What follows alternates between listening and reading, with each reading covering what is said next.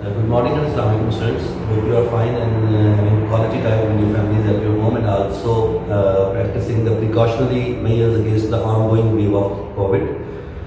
As a part of homeschooling program, these days we are going through the test session and in this regard, on 17th of March, a test was held about biology. The test was about the chapter number 14, inheritance. Let's have a discussion on the MCQs. They were 7 in number. And moving to the MCQ number 1, the MCQ number 1 was how many genetically different kind of gametes an individual with genotype capital A, capital B, small b can produce. The genotype was given in the question paper, and that is capital A, capital B, small b. So in fact, these are the two different traits. This trait is controlled by another gene and this trait is controlled by another gene. So it's a combination of two traits and it is a question from law of independent assortment, because whenever these two alleles will move to the gametes, definitely this capital A can go with this B, capital B, or it may go with small b as well. So the gametes, by using this allele, we can have एक हमारे पास ये capital A है, ये capital B के साथ भी हम लेके जा सकते हैं. एक एलील एक हमारे पास ये जीन जाएगा, दूसरे जीन में ये कैपिटल ए स्मॉल बी के साथ जा सकता है, तो कैपिटल ए स्मॉल बी ये हमारे पास दूसरा एलील हो सकता है. तीसरा एलील जो हमारे पास है वो कैपिटल ए ये वाला हम यूज करके इस कैपिटल बी के साथ और ये वाला कैपिटल ए स्मॉल बी के साथ भी आ सकता है एज अ कॉम्बिनेशन. तो हमारे पास जो थर्ड ऑप्शन होगी वो कैपिटल ए, कैपिटल बी और कैपिटल ए, स्मॉल बी होगा. So the total number of gametes that can be produced by using this genotypic combination in case of numbers 1, 2, 3 and 4. 4 different combinations can be obtained in gametes, but you can see if we classify them with reference to the types, you can see both these are of the same type because both of them have capital A and here capital B, so this is one type in fact. And similarly, if we go or compare these two, so we can see that they are also of the same type because capital A, small b, so this is type 2. So number of gametes in fact will be 4. 1, 2, 3, 4. 4 possible gametes can be produced by using this genetic combination. If we talk about the number of gametes, they will be 4. But if we talk about the types of gametes, they will be only 2. So it's very important MCQ and frequently asked in the board questions, how many type of gametes can be produced by using the genetic combination, and the genetic combination is given in the genotype is given in the question paper. So you must be able to find out the types of the gametes produced by a specific combination. For this, you will take one allele from one gene pair and one allele from the other gene pair. So capital A can come with capital B or capital A can come with small b. Similarly, this capital A can come with capital B or this capital A can come with small b. So there are 4 gametes in number, but if we classify them according to the types, in this particular case, there are only 2 types of gametes that can be produced. 2 तरह के gametes बनाए जा सकते हैं. हर combination में number of gametes हमेशा 4 होंगे. Number of gametes यानी gametes की तादाद जो होगी वो हमेशा 4 होगी, लेकिन टाइप्स में भी 1, types may be 2, types may be 3 or types may be 4. That depends upon how or which type of alleles are present in that given combination. और आपको हर एलील को दूसरे ट्रेट के एक एलील के साथ जॉइन अप करना होगा. मसलन इस ट्रेट में से अगर आपने कैपिटल ए लिया है तो इसमें से कैपिटल बी या स्मॉल बी दोनों ही इसके साथ आ सकते हैं, जैसा कि मैंने एरोहेड्स के साथ इसको एक्सप्लेन किया है. So the answer to this MCQ, if I talk about the options, option number 1 was कि एक कॉम्बिनेशन बन सकता है, 2 टाइप्स के आ सकते हैं, 4 टाइप्स के आ सकते हैं, या 8 टाइप के गैमेट्स आ सकते हैं। तो यू कैन सी कि इसका ऑप्शन जो है, the option will be B, option will be B, because B option में दिया हुआ है कि 2 types of combinations can be formed by this genetic combination. Okay ji, now let's move to the MCQ number 2. Which of the following genes will be termed as homozygous recessive? Homozygous recessive कौन सा है? इसमें option capital R, capital R, capital Y एक option दी है। Definitely this can not be option because उसने recessive का word use किया है। डोमिनेंट्स को हम कैपिटल से और रिसेसिव को हम स्मॉल कैपिटल से रिप्रेजेंट करते हैं एज पर कन्वेंशन। लिहाजा ऑप्शन ए इसका आंसर नहीं हो सकता। उसके बाद ऑप्शन बी में capital R, small are, capital Y, small Y को देखिए, इस पर फिर से कैपिटल जो है वो एलील्स दिए हुए हैं। सो ये वंस अगेन डोमिनेंट भी है इसमें, तो उसमें होमोजाइगस रिसेसिव पूछा है। उसके बाद ऑप्शन सी पर जाए तो कैपिटल आर, स्मॉल आर, फिर कैपिटल वाई, तो ये भी डोमिनेंट, 3 एलील्स इस पे डोमिनेंट है, ये भी इसका आंसर नहीं हो सकता। फाइनल जो डी ऑप्शन दिया हुआ है एमसीक्यू नंबर 2 में, ऑप्शन डी इसका आंसर है। और ऑप्शन डी जो इसका आंसर दिया हुआ है वो दिया हुआ है small R, small Y. You can see both are homozygous and both are recessive. Recessive का मतलब है represented by small alphabet, and homozygous mean both alleles are same. So this one is homozygous recessive. Now let's proceed to the MCQ number 3. Inside of a double helix consists of. Inside of a double helix. Double helix का हमें नाम सुनते ही जो clue आ रहा है that is about the structure of DNA, जिसमें कि हम जानते हैं कि स्ट्रक्चर ऑफ डीएनए में 2 रेलिंग्स हैं और उन रेलिंग्स के दरमियान में कुछ स्टेप्स हैं। If I draw it for you, ये आपके पास एक रेलिंग है और ये दूसरी साइड का रेलिंग है, डबल हेलिकल स्ट्रक्चर होता है, और ये दरमियान में रेड कलर का मैंने नाइट्रोजनस बेसिस को रिप्रेजेंट करने की कोशिश की है। तो ये इसका सिंप्लीफाइड स्ट्रक्चर है डीएनए का, बट जब ये ट्विस्टिंग हो जाती है तो उसके बाद इसकी शेप कुछ इस तरह से हो जाती है। ये दरमियान में जो रेड कलर की है ना बेटा, ये नाइट्रोजनस बेसिस है, और ये जो इसका ये स्ट्रैंड है, let me label it, this blue is actually called strand और हेलिक्स, स्ट्रैंड और हेलिक्स। एंड ये जो रेड वंस हैं, let me label it, and these are actually NBs. NB stands for nitrogenous bases. So the MCQ was MCQ number 3. Inside of double helix consists of. तो double helix का जो अंदर वाला portion है ये किस चीज का बना हुआ है, इसको हमने लेबल ही नाइट्रोजनस बेसिस कर दिया है। इनफैक्ट ये जो स्ट्रैंड होता है, अगर डीएनए का स्ट्रक्चर भी राउंड क्वेश्चन है तो उस पर डिस्कस करेंगे कि डीएनए का जो डबल हेलिक्स है बेसिकली फास्फेट शुगर का बना होता है और दरमियान में नाइट्रोजनस बेसिस होती हैं। सो the answer is a, nitrogenous bases. The answer would be A. For MCQ number 3, the answer is option A is the answer. Now coming to the MCQ number 4, ribosomes read the sequence of mRNA nucleotides and join specific amino acids to form proteins, and the name of this step is asked. So let's move to the MCQ number 4. All of you know it very well that DNA consists of genes, and the sequence of nucleotides or sequence of genes is copied by mRNA, and this mRNA then goes to the ribosomes, and ribosome reading this information joins different amino acids to make a protein molecule.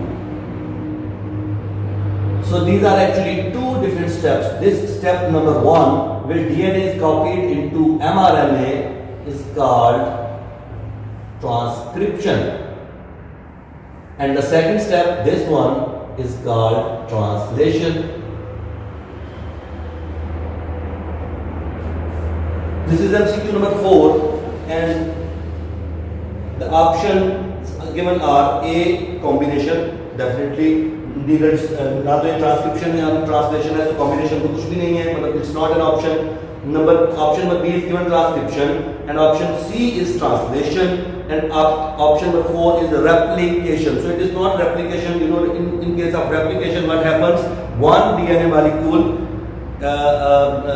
duplicates into two molecules. जिस तरह आप photocopier की shop पे जाते हैं, एक page से वो हमें फोटोकॉपी करके दो पेज दे सकते हैं. That process is called duplication in English language and replication in biological language. तो रेप्लिकेशन भी इसका आंसर नहीं है. उन्होंने पूछा mRNA nucleotide and joints specific amino acids form proteins. The answer is option number C, the translation. This is the answer, and this is option C. Option C is the answer, and that is translation. Now let's move to the MCQ number 5.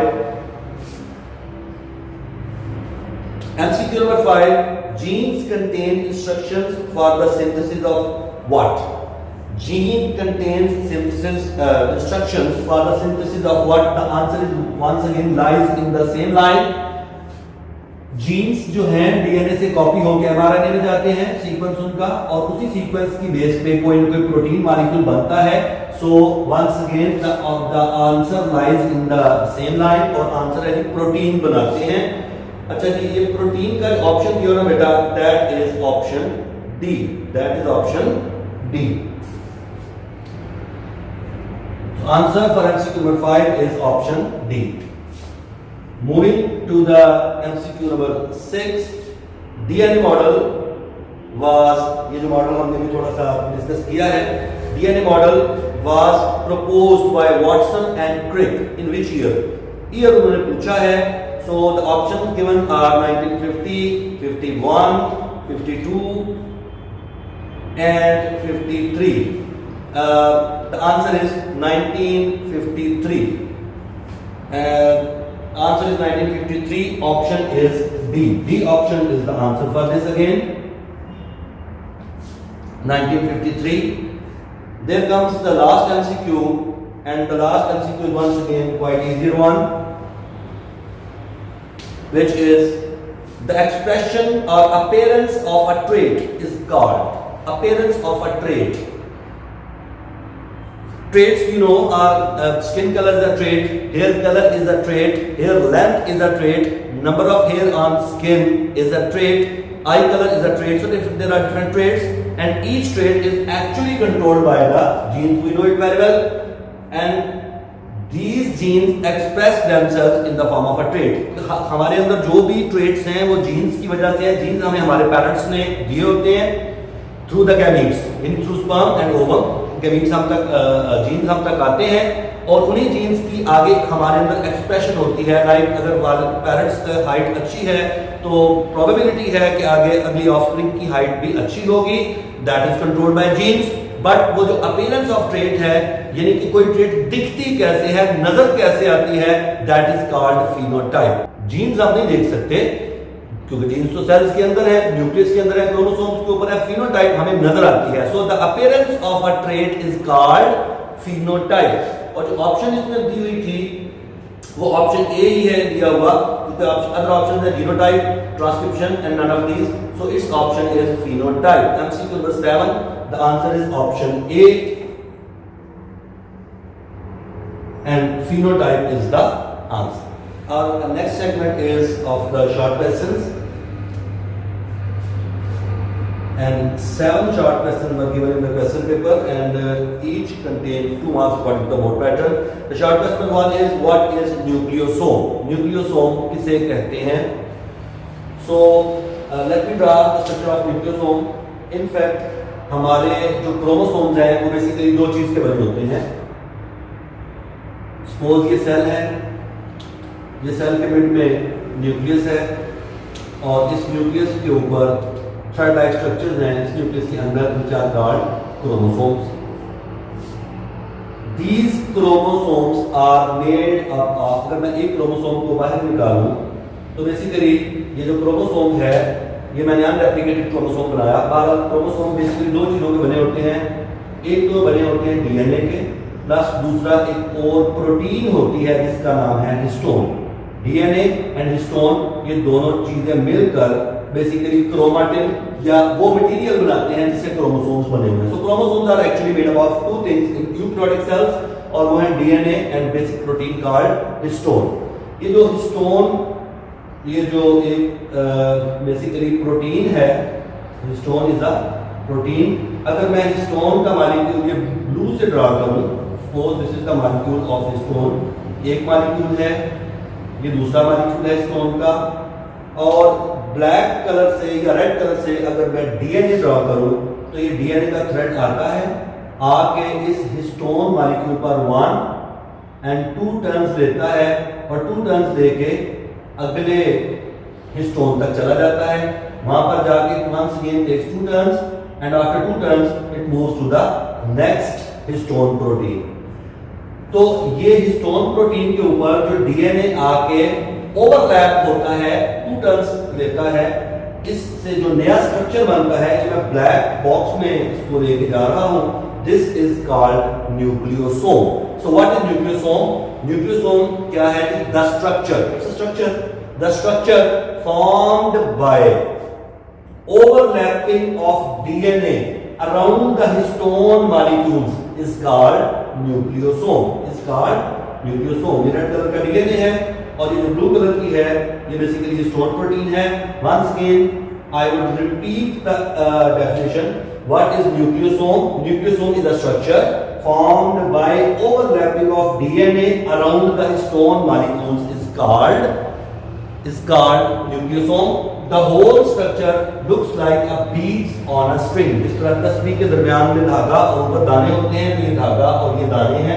ये एक जो मैंने box में बंद किया है, this is nucleosome, not the whole structure, it's a long chain. But ये जो एक मैंने बॉक्स में बंद किया, इसी तरह अगले बॉक्स में सपोज मैं ये इसको एनक्लोज करता हूं, तो ये एक न्यूक्लियोसोम ये है और एक न्यूक्लियोसोम ये है। These are the different structures and the answer is given on the page number 94। आपकी ईज के लिए मैं पेज बता देता हूं। उसके बाद अगला जो शॉर्ट क्वेश्चन नंबर 2 है, शॉर्ट क्वेश्चन नंबर 2 की अगर आप बात करें तो शॉर्ट क्वेश्चन नंबर 2 में आपके पास है डिफाइन जीन एंड एलील्स। इसमें उन्होंने जीन्स एंड एलील्स की बेसिकली डेफिनेशन पूछी है। तो जीन्स की डेफिनेशन आपके इस चैप्टर में 2-3 जगहों पर थोड़ी डिफरेंस के साथ लिखी हुई है। So genes are the unit of inheritance। Genes are the unit of inheritance located on the chromosomes and responsible to control the traits in an individual। 3 बातें हमने कही हैं। Genes are the units of inheritance located on the chromosomes and are responsible to control the traits in the offspring। तो ये jeans की basically definition है। 3 बातें आपने इसमें कर दी। और एलील्स क्या है? एलील्स क्या है? Alternate form of a gene. Alternate form of a gene is called allele. Allele जो है वो जीन्स की मुतबादल शक्ल होती है। लाइक आपने लॉ ऑफ सेग्रीगेशन में देखा कि पी प्लांट की हाइट को कैपिटल टी से भी रिप्रेजेंट किया जाता है और स्मॉल टी को भी रिप्रेजेंट किया जाता है। अगर देखा जाए तो ये इस केस में एक एलील ये है, और ये एलील भी किसको कंट्रोल कर रहा है? हाइट को।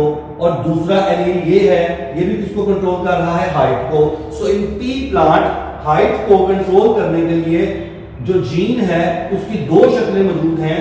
तो अब पी में या तो दोनों ही ये कैपिटल टी होंगे, या दोनों ही स्मॉल टी होंगे, या एक कैपिटल टी और एक स्मॉल टी भी हो सकता है। ये 3 ऑप्शंस अवेलेबल होंगी, बट हम ये बोलेंगे कि इसमें एक एलील ये है, एक एलील ये है, और दोनों एलील सेम है।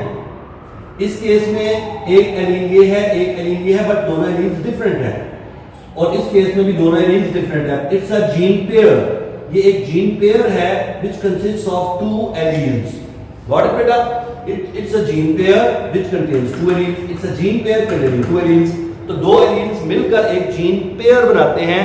जीन पेयर डजंट मीन कि two genes. Gene pair means one gene. बिल्कुल इसी तरह जिस तरह आप अ पेयर ऑफ शूज जब बोलते हैं तो उसका मकसद यह है कि आपके पास दोनों एक से जूते हैं. सपोज दोनों ब्लैक कलर के हैं.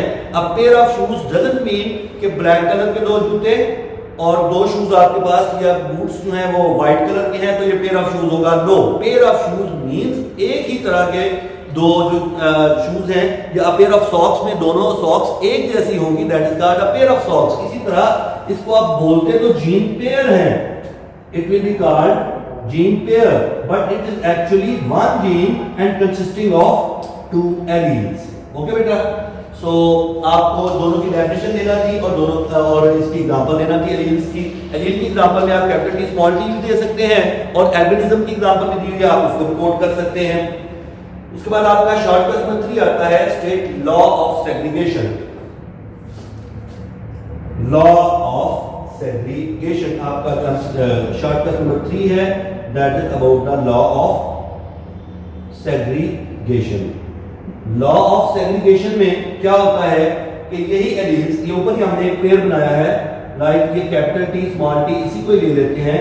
ये एक इंडिविजुअल है, उसमें ये दोनों एलील्स हैं, ये उसकी जीनोटाइप लिखी हुई है. जब ये इंडिविजुअल अपनी रिप्रोडक्टिव लाइफ पे पहुंचेगा तो जाहिर बात है गैमेट्स प्रोड्यूस करेगा.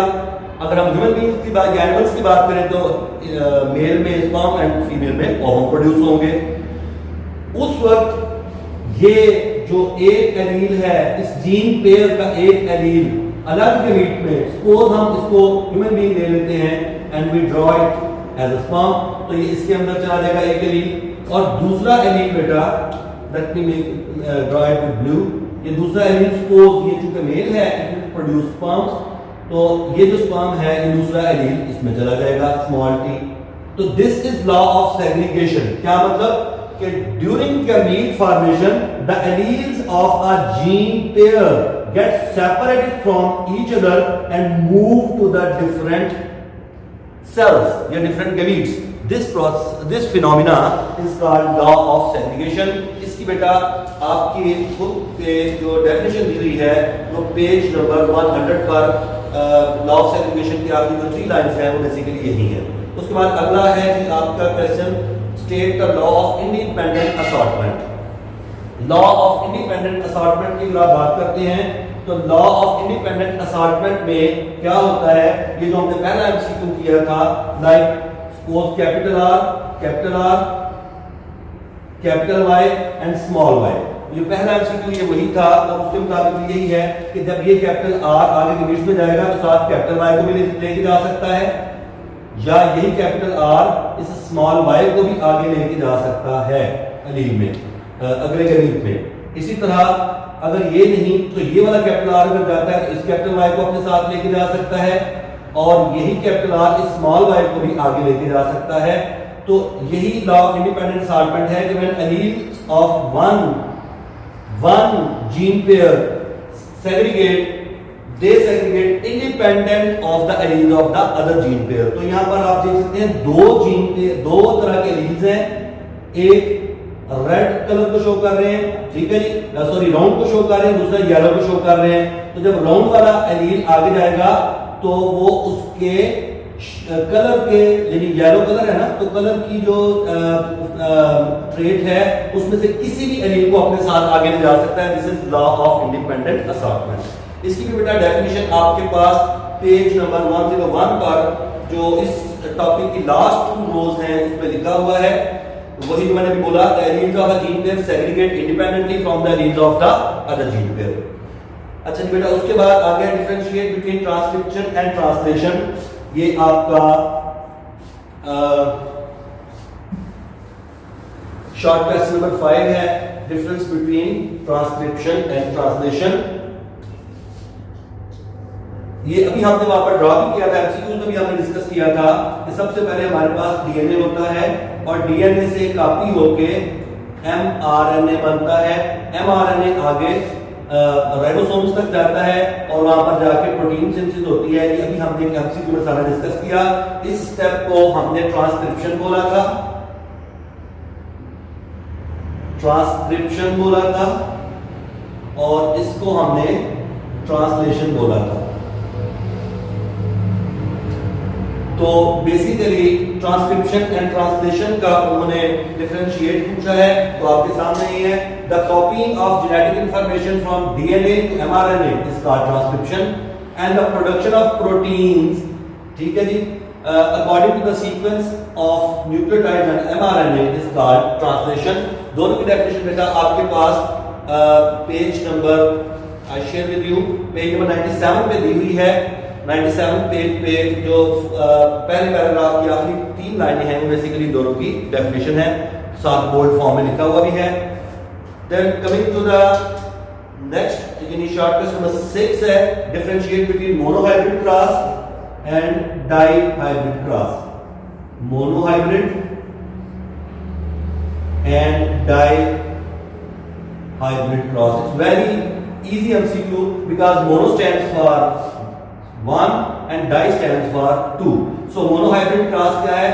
The cross in which only one trait is studied is called monohybrid cross, and the cross in which two traits are studied at the same time. या two traits are studied simultaneously or at the same time, इसे आप dihybrid cross बोलते हैं। आपको और clarify करने के लिए मैं कह सकता हूं कि लॉ ऑफ सेग्रीगेशन की जो भी आपके पास एक्सप्लेनेशन बुक में दी हुई है वो सारे मोनोहाइब्रिड क्रॉस हैं, and law of independent assortment basically एक डाइहाइब्रिड क्रॉस है जिसमें आपको पता है कि आप सीड कलर और सीड शेप दोनों को इकट्ठा स्टडी करते हैं। So coming to the last short question, differentiate between dominant and recessive allele. Dominant and recessive allele. So these are the two types of alleles, और अभी हमने देखा हमारे पास ये सामने बने हुए भी हैं। कैपिटल टी भी एक एलील है, ये भी कैपिटल टी एलील है, और ये दोनों कैपिटल फॉर्म में लिखे हुए हैं, डोमिनेंट एलील हैं। स्मॉल टी दोनों रिसेसिव एलील है। रिसेसिव एलील को आप स्मॉल लेटर से रिप्रेजेंट करते हैं। Dominant allele and recessive allele कभी कभी आमने सामने इकट्ठा भी आ जाता है, तो वो ये सिचुएशन बनती है कैपिटल टी स्मॉल टी वाली। इसका जीनोटाइप तो कैपिटल टी स्मॉल टी होगा, बट इसका जो फिनोटाइप है उसे आप क्या बोलेंगे, आप उसको टॉल ही डिक्लेयर करेंगे। इसकी जो फिनोटाइप बनेगी वो बेसिकली टॉल ही बनेगी। इनफैक्ट क्या हुआ है कि जो ये अब मैं इसको रेड से शो कर दूं तो capital T basically dominant allele है, बिकॉज़ ये खुद को एक्सप्रेस कर देगा अगले इंडिविजुअल में। स्मॉल टी अगले इंडिविजुअल में एक्सप्रेस नहीं करेगा, क्योंकि जो भी ऑर्गेनिज्म या जो भी इंडिविजुअल इस जीनोटाइप के साथ पैदा होगा दुनिया में, तो उसमें कैपिटल टी खुद को शो कर देगा। इस बंदे की फिनोटाइप टॉल ही होगी। कैपिटल टी तो टॉल ही होना था, स्मॉल टी वाला बंदा 2 हाइट का ही होना था, बट अगर उसमें 2 एलील्स हैं, एक कैपिटल टी और एक स्मॉल टी है, तो कैपिटल टी के मुताबिक उसको टॉल होना चाहिए और इन स्मॉल टी के मुताबिक उसको शॉर्ट होना चाहिए, बट जो फिनोटाइप आएगी वो टॉल ही आएगी। ये बंदा दराज का या टॉल हाइट वाला ही होगा। इस केस में इस एलील ने खुद को एक्सप्रेस कर दिया है, और ये जो एलील है ये खुद को एक्सप्रेस नहीं कर सका, बल्कि मास्क हो गया, छुप गया है इसके सामने। So the allele which dominates the other allele is called dominant allele. Dominant allele वो है कि जो खुद को जाहिर कर दे और दूसरे को हाइड कर दे, जबकि रिसेसिव allele वो होता है the allele which does not express itself and remains masked या hidden या silent रहे और खुद को एक्सप्रेस ना करे, उसे आप रिसेसिव allele बोलते हैं।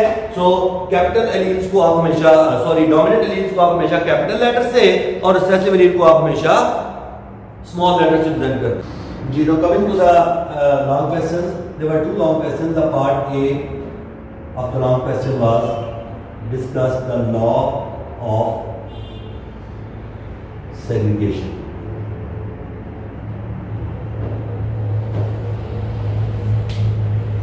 First of all, what you have to write in it, number 1, you will have to write the statement of the law. बेटा पहले तो ये ध्यान में रखिएगा कि लॉज की डेफिनेशन नहीं होती, लॉज की स्टेटमेंट होती है। तो अक्सर आप जब हेडिंग देते हो लॉ ऑफ सेग्रीगेशन तो नीचे आपका हेडिंग दे देते हैं डेफिनेशन। लॉज की कभी भी डेफिनेशन नहीं होती, लॉज की हमेशा स्टेटमेंट होती है। तो आप इसको स्टेटमेंट का हेडिंग देंगे जिसमें आप वही शॉर्ट क्वेश्चन लिखेंगे जो अभी हमने डिस्कस किया, जो शॉर्ट क्वेश्चन नंबर 3 था इस पेपर का, और उसमें डेफिनेशन ही लिखना थी। तो बेसिकली ये स्टेटमेंट लिखना थी, स्टेटमेंट हम इसकी पहले लिख देंगे। तो सबसे पहले तो आप स्टेटमेंट लिखेंगे।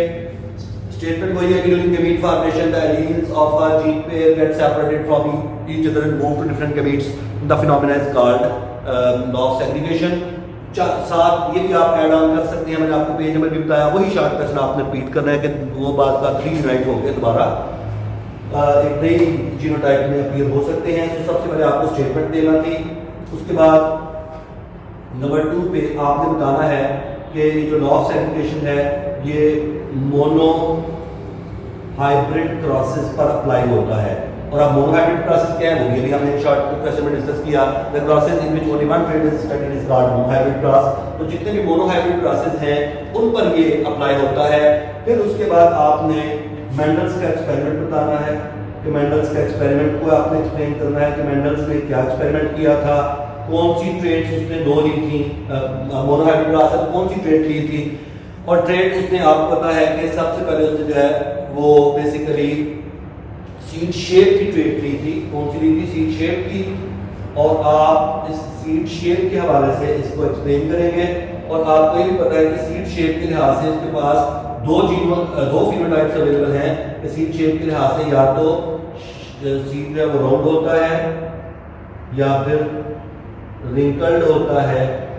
अब राउंड की अगर आप जीनोटाइप ज़हन में रखना चाहें तो कैपिटल आर और रिंकल्ड की बेसिकली स्मॉल आर है अगर वो ट्रू ब्रीडिंग है। ट्रू ब्रीडिंग का मतलब है होमोजाइगस, जिसे आज हम होमोजाइगस बोलते हैं, उसे मेंडल के दौर में ट्रू ब्रीडिंग बोला जाता था या मेंडल की लैंग्वेज में उसे ट्रू ब्रीडिंग कहा जाता था। तो बेसिकली उसने ये दो तरह के प्लांट्स लिए थे। उसके बाद उसने इनका रेशियोज बताई हैं कि जब इन दो प्लांट्स को, आइए पहले थोड़ा सा क्लास को हम डिस्कस करते हैं। Class is very much important. बच्चे जो इसका टेक्स्ट है वो तो लिख देते हैं लेकिन क्रॉस ड्रॉ नहीं करते।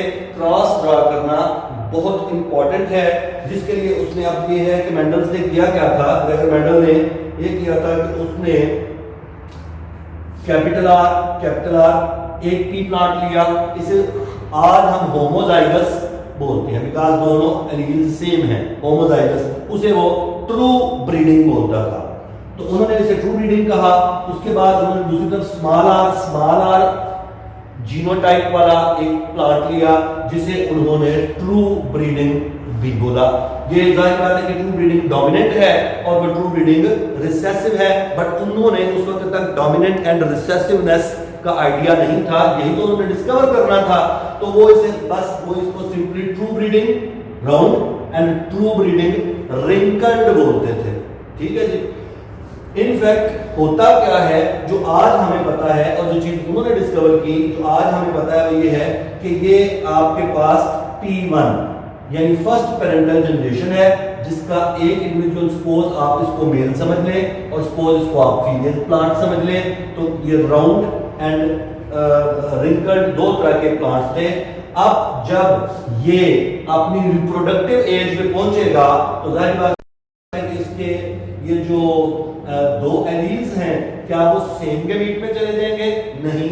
In fact it will move to another gamete and this will move to another gamete. ये किसी और गैमीट में आ गया, ये किसी और गैमीट में आ गया। ये जो पहली लाइन है इसे हमने P1 जनरेशन कहा है और ये जो दूसरी लाइन है ना बेटा, इसको हम गैमीट फॉर्मेशन या गैमीट्स बोल सकते हैं कि ये इंडिविजुअल्स हैं जिन्होंने ये गैमीट्स बनाए। ये इंडिविजुअल्स हैं जिन्होंने ये गैमीट्स बनाए। तो दो तरह के गैमीट्स बेसिकली इसमें आ सकते हैं, कैपिटल आर दोनों दो गैमीट बनेंगे। दिस इंडिविजुअल या this combination will give you to gametes capital R and similarly अगर हम यहां से भी बात करें तो यहां से भी आपके पास ये दोनों एलील्स एक अलग गैमीट में चला जाएगा और एक अलग गैमीट में चला जाएगा। बेसिकली 1 2 3 4 गैमीट्स बनाए हैं इन दो इंडिविजुअल या इन दो कॉम्बिनेशन से। और देख लें कि चारों गैमीट्स में सिर्फ एक ही एलील आया है। ये दोनों एलील इकट्ठे एक गैमीट में नहीं गए। इन दोनों आर्स में से एक आर इधर आ गया है और एक आर इधर आ गया है। ये अलग गैमीट है, ये अलग गैमीट है। Same is the case here. So सारे एलील्स डिफरेंट गैमीट्स में गए हैं। This is called segregation. यही सेग्रीगेशन है और इसी को बेसिकली लॉ ऑफ सेग्रीगेशन कहा जाता है। अब नेक्स्ट इनका आउटकम क्या होगा? सपोज ये वाला एलील अगर इसको फर्टिलाइज कर देता है, फर्टिलाइजेशन हो जाती है, तो एक नया जो इंडिविजुअल बनेगा उसकी जो जीनोटाइप होगी that will be capital R small r. और इसी तरह अगर ये इसको सपोज जिस तरह एमसीक्यूज होते हैं ना ऑप्शन ए बी और सी आर डी, तो ऑप्शन बी इसकी ये भी बन सकती है, जैसे हम ऑप्शन नहीं प्रोबेबिलिटी बोलते हैं, ये भी कैपिटल आर स्मॉल आर ही होगी। सपोज ये फर्टिलाइजेशन में हिस्सा नहीं लेता तो फिर ये लेगा, और अगर ये लेगा तो अपने साथ ये इसको भी ला सकता है, तो कैपिटल आर अगले इंडिविजुअल में ये जीनोटाइप बन जाएगी, उससे अगले इंडिविजुअल में once again capital R small r ये एक जीनोटाइप बन जाएगी। ये P1 थी, ये गैमीट्स बने, और ये बेसिकली F1 जनरेशन है। F1 जनरेशन मींस वो जनरेशन कि जो फर्स्ट फीलियल जनरेशन है, जो इन दोनों प्लांट्स के मिलने से जो अगले प्लांट्स आए वो F1 जनरेशन थी। ठीक है बेटा, और ये बेसिकली क्रॉस पॉलिनेशन हुई थी। उसके बाद मेंडल ने ये देखा, यानी इधर तक मेंडल ने कंक्लूड किया कि जब भी कोई राउंड शेप वाला प्लांट, शेप प्लांट नहीं, राउंड सीड वाला प्लांट, यानी ऐसा प्लांट जिसका सीड राउंड है, वो किसी रिंकल्ड यानी झरीदार सीड के साथ अगर फर्टिलाइज करेगा तो सारी की सारी जो F1 आएगी वो उसकी genotype capital R small r होगी सारी की, और फिनोटाइपिकली अगर मैं लिखूं तो ये बेसिकली क्या होगा, ये राउंड होगा, ये भी राउंड होगा, ये भी राउंड होगा, ये भी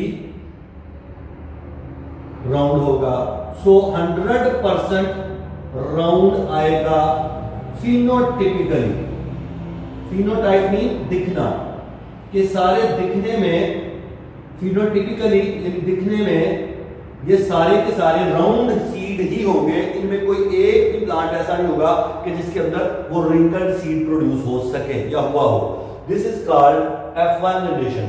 अब उन्होंने F1 जनरेशन के बाद F2 जनरेशन देने का सोचा, जिसमें उन्होंने एक मेल प्लांट इधर F1 में से मेल ले लिया, सपोज ये कैपिटल आर स्मॉल आर ये ले लिया इन्होंने से, और सपोज एक ये capital R small r female plant, once again इसको अगर आप मेल बोल दें, इसको फीमेल बोल दें, तो इन्होंने दो प्लांट्स लिए।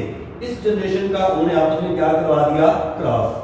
ये बेसिकली देखा जाए तो दोनों की जीनोटाइप सेम है, सो ये सेल्फ क्रॉस है। पहले आपने क्रॉस फर्टिलाइजेशन करवाई थी, अब आपने सेल्फ फर्टिलाइजेशन करवाई है मेंडल ने, और जब सेल्फ फर्टिलाइजेशन हुई तो बेसिकली इन्होंने इसको P2 बोल दिया, और बेसिकली क्या है, P2 equal to F1 cross F1। ये P2 है जिसमें एक मेंबर यानी F1 से है और दूसरा मेंबर भी F1 से है, F1 क्रॉस F1, दोनों मेंबर F1 से उठाए गए, जो जीनोटिपिकली देख ले हेटेरोजाइगस थे, यानी उनमें जीन राउंड वाला भी था और रिंकल्ड वाला भी था, बट दिखने में सारे के सारे फिनोटिपिकली राउंड थे। जब इनकी क्रॉस फर्टिलाइजेशन करवाई गई तो capital R small are, capital R small r. अब इसके बाद अगला स्टेप क्या होना है, ये P2 जनरेशन के बाद आगे हमने क्या ड्रॉ करते हैं, इनके आगे हम इनके गैमीट्स लिखने हैं कि इनके गैमीट्स कौन कौन से अवेलेबल होंगे। तो इनके पास जो गैमीट आ सकते थे, कैपिटल आर किसी और गैमीट में जाएगा, स्मॉल आर किसी और गैमीट में जाएगा, ये कैपिटल आर किसी और गैमीट में जाएगा और स्मॉल आर किसी और गैमीट में जाएगा। उसके बाद जब इनकी फर्टिलाइजेशन होगी तो यू कैन सी इस क्रॉस से कैपिटल आर भी इकट्ठा हो सकता है, कैपिटल आर स्मॉल आर भी हो सकता है, उसके बाद small r and capital R यानी कैपिटल आर स्मॉल आर भी हो सकता है, और स्मॉल आर भी इकट्ठे कंबाइंड रीयूनाइट होके हो सकते हैं। इस केस में देखा जाए तो फिनोटाइप अगर हम इनकी लिखें तो इसमें कैपिटल आर फिनोटाइप इसकी क्या होगी, round. Capital R small r ये डोमिनेंट है, ये रिसेसिव है, जीन्स के लिहाज से ये राउंड का जीन भी है इसमें और रिंकल्ड का जीन भी है इसमें, लेकिन जब आप फिनोटाइपिक जीन को अपनी आंखों से विजुअलाइज करेंगे, आंखों से देखेंगे, तो ये सीड आपको राउंड ही नजर आएगा, रिंकल्ड खुद को छुपा देगा, रिंकल्ड अपीयर नहीं होगा। इसी तरह ये भी आपको राउंड ही मिलेगा। इसी तरह ये आपके पास स्मॉल आर अगर इसको डिस्कस करें तो स्मॉल आर में दोनों ही एलील्स यानी स्मॉल आर रिंकल्ड को शो कर रहा है, दूसरा भी स्मॉल आर है रिंकल्ड को शो कर रहा है, दोनों एलील्स रिंकल्ड हैं। तो अगर आप देखें तो इस केस में जो फिनोटाइपिक रेशियो बन रही है वो 3:1 बन रही है कि 3 round and 1 wrinkled.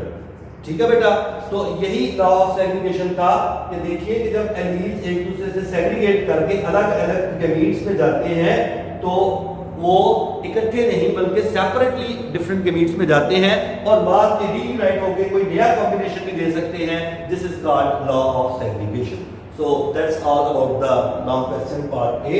So let's discuss the part B of the long question. Part B of the long question is structure of DNA and replication process.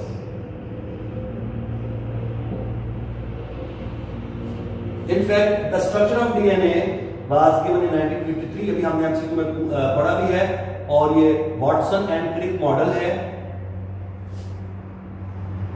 Francis Crick and James Watson ने 1953 में ये model दिया था. आप इसके introduction पे पहली heading में इंट्रोडक्शन के तौर पर बता सकते हैं जिसमें आप ये बता रहे हैं कि ये मॉडल है 1953 में James Watson and Francis Crick ने प्रपोज किया था.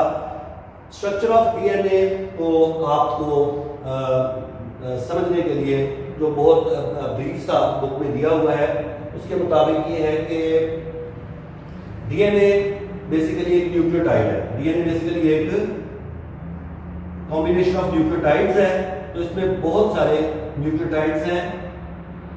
इसको कॉम्बिनेशन ऑफ न्यूक्लियोटाइड्स हम लिख सकते हैं. और किसी भी न्यूक्लियोटाइड में बेसिकली 3 पोर्शन होते हैं. आपने क्लास 9 में पढ़ा था. एक तो उसमें पेंटोज शुगर होती है किसी भी न्यूक्लियोटाइड में. पेंटोज शुगर के अलावा दूसरे नंबर पर इसमें फॉस्फेट ग्रुप होता है. और तीसरी चीज जो इसमें होती है वो नाइट्रोजनस बेस होती है. तो किसी भी अगर ये 3 चीजें एक ही मॉलिक्यूल में है तो उस मॉलिक्यूल को हम क्या बोल देंगे? न्यूक्लियोटाइड. सो न्यूक्लियोटाइड के 3 पोर्शन होते हैं. इसी तरह बेसिकली डीएनए में न्यूक्लियोटाइड्स हैं. न्यूक्लियोटाइड में अगर आप देखें तो बेसिकली मैं अगर इसको ड्रॉ करना चाहूँ तो बेसिकली एक पेंटोज शुगर है. इसके एक कॉर्नर और ये दूसरे कॉर्नर 2 कॉर्नर्स हैं. एक कॉर्नर पे आप कह लें कि फॉस्फेट ग्रुप होता है. ये शुगर है फॉस्फेट ग्रुप. ये शुगर और ये समझ लें इसके ऊपर कोई नाइट्रोजनस बेस है. तो आप देख सकते हैं कि ये तीनों चीजें जो हमने लिखी, जो तीनों कंपोनेंट्स मैंने लिखे वो हमने ड्रॉ भी कर दिए. ये एक बेसिकली न्यूक्लियोटाइड है. इस तरह के बहुत से न्यूक्लियोटाइड जब मिलेंगे तो आपके पास एक लंबा हेलिक्स आएगा. उस हेलिक्स को ड्रॉ करने से अगर हम रिवर्स ऑर्डर में चले तो एक मिनट के लिए देखिएगा. ये डीएनए की फाइनल स्ट्रक्चर है जो हमारे पास मौजूद है. ये डीएनए का मॉलिक्यूल है जिसका फाइनल स्ट्रक्चर हमारे पास मौजूद है. ये अभी हमने शॉर्ट क्वेश्चन में भी डिस्कस किया था और वंस अगेन ये लॉन्ग में भी हम डिस्कस कर रहे हैं. इसमें जो रेड पार्ट है ना बेटा इसे हम बोलते हैं हेलिक्स. क्या बोलते हैं? हेलिक्स और स्ट्रैंड. ये जो रेड कलर का है तो यू कैन सी कि इसमें 2 स्ट्रैंड्स हैं which are interwoven to each other. तो ये आपके पास 2 हेलिक्स का प्लूरल हेलिसेस HELICES हेलिसेस होता है. तो बेसिकली डबल हेलिकल स्ट्रक्चर है जिसमें 2 स्ट्रैंड्स हैं.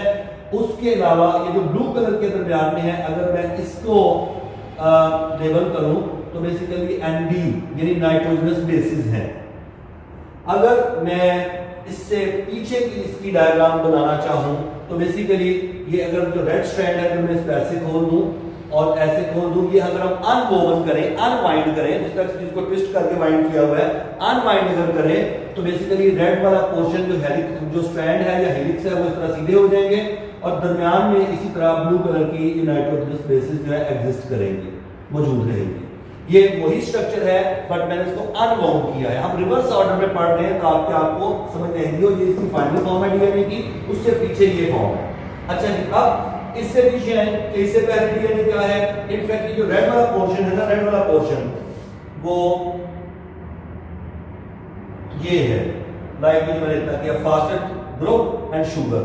सो रेड वाला जो पोर्शन है P S P S P S से बना हुआ है, यानी फॉस्फेट शुगर, फॉस्फेट शुगर. तो ये PS PS PS PS है.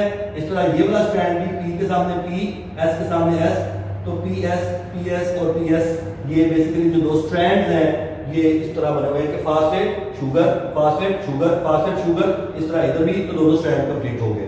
अब नोट करें कि शुगर पे एक और चीज, फास्फेट के अलावा एक और चीज भी लगी हुई है, वो क्या है? Nitrogenous base. तो नाइट्रोजनस बेसिस कहां पर लगी हुई है? ये देखिए, ये इसकी नाइट्रोजनस बेस है शुगर की, और ये इसकी नाइट्रोजनस बेस है। इधर भी नाइट्रोजनस बेस है, इधर भी नाइट्रोजनस बेस है, इधर भी नाइट्रोजनस बेस है, और इधर भी नाइट्रोजनस बेस है। तो ये जो नाइट्रोजनस बेसिस हैं ये दोनों तरफ मौजूद हैं। Phosphate sugar, phosphate sugar, phosphate sugar से एक स्ट्रैंड बना, इस तरह दूसरा भी बना, और दरमियान में नाइट्रोजनस बेसिस हैं। लेकिन ये एक बेस नहीं, इसकी अपनी बेस है, इसकी अपनी बेस है नाइट्रोजनस बेस। अब आ जाए नाइट्रोजनस बेसिस पे। नाइट्रोजनस बेसिस को याद रखने का जो तरीका है वो आपके पास ये है, ऐड जीसी। ऐड जीसी का मतलब है दो तरह की बेसिस है, एक adenine, thymine, guanine and cytosine. Adenine and thymine हमेशा आमने सामने होगी, एक बेस पेयर है और इनका आपस में डबल बॉन्ड होगा। गुआनिन, साइटोसिन हमेशा आमने सामने होंगे और इनका आपस का ट्रिपल बॉन्ड होगा। And keep it in your mind कि ये कोवेलेंट बॉन्ड्स नहीं है जो आपने केमिस्ट्री में पढ़े हैं, ये बेसिकली हाइड्रोजन बॉन्ड्स हैं जो कि वीक बॉन्ड होता है कोवेलेंट के मुकाबले में। तो basically adenine, thymine will always form a double bond and guanine, cytosine will always form a triple bond. Suppose अगर यहाँ पर गुआनिन नाइट्रोजनस बेस है तो इट मींस के सामने हमेशा कौन सी होगी? साइटोसिन। कौन सी होगी? साइटोसिन। और दरमियान में बॉन्ड कौन सा आएगा? ट्रिपल। सपोज अगर यहाँ पर एडेनिन है तो इसके सामने यहाँ पर नाइट्रोजनस बेस थाइमिन ही हो सकती है और कोई हो ही नहीं सकती, और बॉन्ड कौन सा होगा? ट्रिपल होगा। इसी तरह सपोज अगर मान सके यहाँ पर अगर गुआनिन है तो यहाँ पर गुआनिन जीसी, गुआनिन के सामने हमेशा साइटोसिन आएगी nitrogenous base and the bond will be triple. So इस तरह ये डबल हेलिक्स और नाइट्रोजनस बेसिस के स्टेप्स जो कंप्लीट होते हैं और ये इस तरह लैडर की फॉर्म में अपीयर हो जाता है। लैडर को जब आप ट्विस्ट करते हैं तो बेसिकली डीएनए का स्ट्रक्चर आ जाता है। So it was all about DNA. इसमें एक छोटा सा जो सेकंड पार्ट था वो रेप्लिकेशन ऑफ डीएनए का था, और replication of DNA in fact clear cut not given in ALP, but it's the part that can be explained, that can be asked along with the long question of structure of DNA. So 3-4 lines हैं, do keep it in your mind and do memorize them. It's better to write them along with the structure because it is an important long question. So replication में सिर्फ क्या होता है, वो अगले page पे आपको डायग्राम बनी हुई है। इनफैक्ट क्या होता है कि दरमियान में से ये DNA का स्ट्रैंड जो है ये ब्रेक हो जाता है, देख लें आप, और उसके बाद अनजिप हो गया। अनजिप होने के बाद नए न्यूक्लियोटाइड्स आते हैं, नई फास्फेट और नए शुगर और नए न्यूक्लियोटाइड्स आते हैं। तो इनफैक्ट ये जो पैरेंटल स्ट्रैंड है, क्योंकि ये डीएनए मॉलिक्यूल में पहले से मौजूद था, पैरेंटल स्ट्रैंड के सामने एक नया स्ट्रैंड अपीयर होना शुरू हो जाता है, और आप देख सकते हैं कि नए स्ट्रैंड की इधर पे जाहिर बात है नई नाइट्रोजनस बेसिस भी आएंगी। सो बेसिकली एक स्ट्रैंड से दो स्ट्रैंड इधर डेवलप हो जाते हैं। इसी तरह ये जो हाफ स्ट्रैंड है ये टेम्पलेट स्ट्रैंड बन जाता है, मींस के ये एक सीक्वेंस बन जाता है, मोल्ड बन जाता है, एक सांचा बन जाता है। इसको फॉलो करने के लिए यहाँ पर phosphate sugar, phosphate sugar, phosphate sugar नए अपीयर हो जाते हैं, और दरमियान में नई नाइट्रोजनस बेसिस भी आ जाती हैं। तो बेसिकली आप देख सकते हैं कि एक डीएनए मॉलिक्यूल जो पहले कुछ इस तरह था, अभी थोड़ी देर पहले ये कुछ इस तरह था, अब ये बेसिकली दो डीएनए मॉलिक्यूल में कन्वर्ट हो गया। This process is called replication.